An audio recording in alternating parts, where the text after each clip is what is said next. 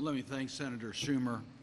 He's expressed the view I think we all feel, the shock and horror of what Hamas did, the atrocities that they committed, crimes against humanity. It's unspeakable, and every day we see more and more images that just sickens us and recognizes how vulnerable we all are.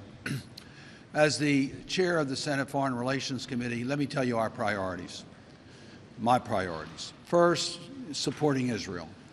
We'll do everything we need to do to help Israel defend itself. Today, there's a resolution that was filed in the United States Senate. I want to thank the majority leader and the minority leader for authoring and leading on that resolution. It enjoys the co-sponsorship of 99 of our colleagues to show the bipartisan unified support for Israel. We need to take up a supplemental appropriation as soon as possible. Israel needs replenishment of the interceptors. They need precision missiles. They need munitions. We're making that available, but on an ongoing basis, we need to replenish the resources for that to happen. And then third, in regards to having Israel's back, the Senate Foreign Relations Committee will consider legislation to modernize and strengthen our relationship with Israel as it relates to armaments, and we'll be taking up that legislation shortly.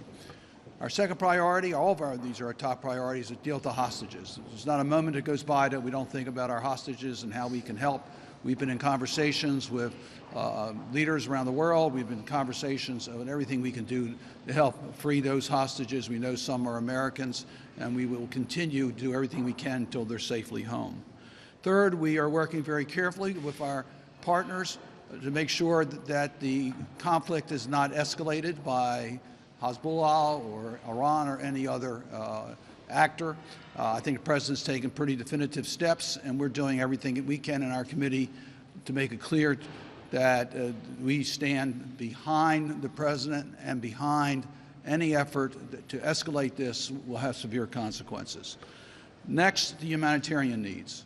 We recognize that there are innocent people that are trapped here. We want to do everything we can to provide the humanitarian needs for the innocent Palestinians that are caught by Hamas's actions.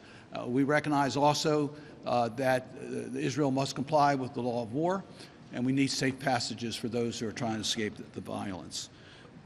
Fourth or fifth, we want to make sure that Hamas does not win in one of their objectives to eliminate the normalization efforts between Israel and its neighbors. So we are going to do everything we can, and we've already been in conversations with the Israelis and with the Saudis in regards to continuing on track the discussions that have taken place on normalization between those two countries, and you'll see some action by our committee to reinforce those efforts. There's many challenges in regards to those discussions, but we don't want Hamas to win and stop the normalization efforts.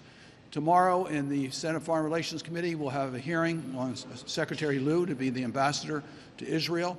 He's highly qualified. He's the right person for the right job. But if we want to be as most effective as possible in helping Israel to deal with the hostages, to deal with the humanitarian needs, to deal with normalization, we need a confirmed ambassador in Israel as soon as possible. So I will do everything I can, not only to have the hearing, but to move him out of committee and off the floor of the United States Senate, because we do need a confirmed ambassador in Israel, and we'll work to make sure that's a reality as soon as possible.